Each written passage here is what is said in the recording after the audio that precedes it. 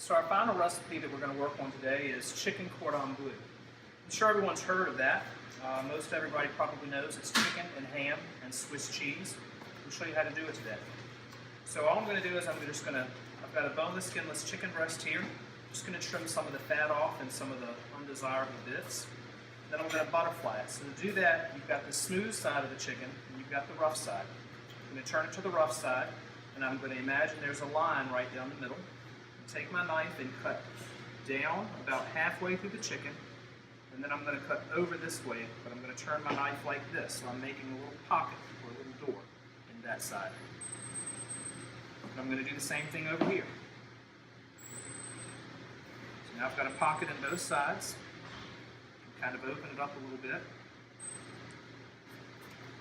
And that's the start to it. From there, take a piece of ham, tuck it inside.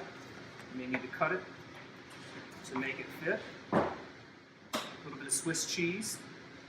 If you don't have shredded Swiss cheese like the recipe calls for, it's quite okay to use a slice of Swiss cheese as long as it's Swiss cheese. It's not going to matter that much. So from here, we're going to tuck the tail up in, bring those sides back in, and then you're going to roll it in plastic wrap. And the reason you're going to do this is because this plastic wrap will help it keep its shape.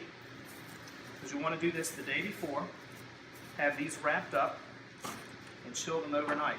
So what will happen is the next morning, these will be nice and solid. They won't come apart on you. And what we'll do is we'll bread them and fry them. So we have our breading station set up. First we're going to bread it in flour.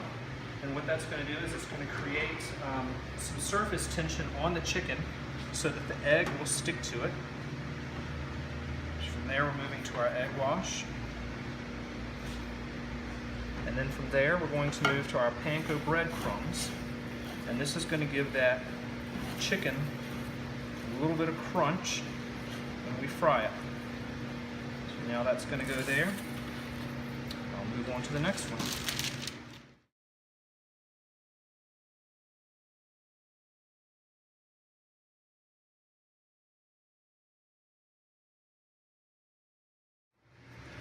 All right, so we've got our chicken cordon ready to be fried here.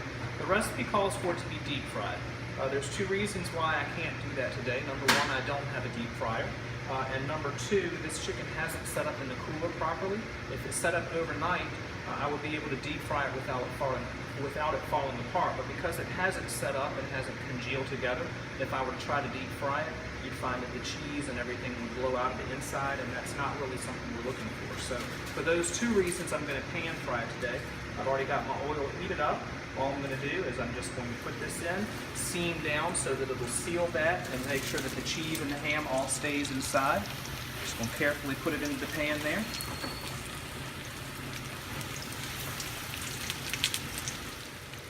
Then from there, we're just going to let it saute or brown up a little bit.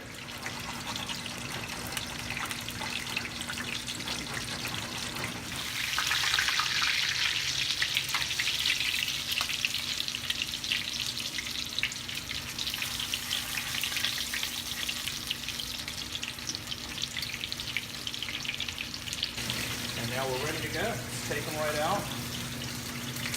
As you can see, nice and browned on both sides, and we'll get those right in the oven. That one got a little darker than it should have.